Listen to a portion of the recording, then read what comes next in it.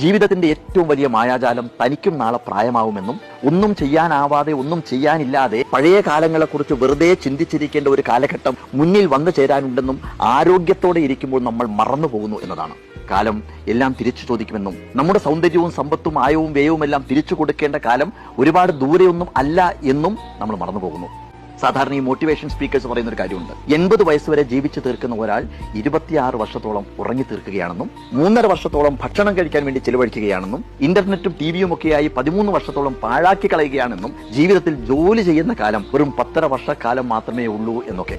ജീവിതം ഒരു ഞാണിന്മേൽ കളി പോലെയാണ്. എങ്ങനെയാണ് താഴെ വീഴാതെ സമനില കൈവരിക്കേണ്ടത് എന്നറിയുന്നതിനെയാണ് ജീവിതത്തിന്റെ കല എന്ന് പറയുന്നത്. നദി കടലിലേക്ക് ഒഴുകുന്നത് പോലെ ഒരിക്കൽ ഒഴുകി തുടങ്ങിയാൽ നമ്മുടെ ജീവിതത്തിന് കടലിൽ എത്തിച്ചേർന്നേ പറ്റൂ. പോകുന്ന പോക്കിൽ എവിടെയെങ്കിലും വെറുതെ കെട്ടിക്കിടന്ന മലിനജലമായി മാറണോ, അതോ കുന്നുകളെയും പാറക്കെട്ടുകളെയും ഒക്കെ മറികടന്ന് നിലയ്ക്കാതെ ഒഴുകി കടലിലെത്തി തിരമാലകളായി അടിച്ചു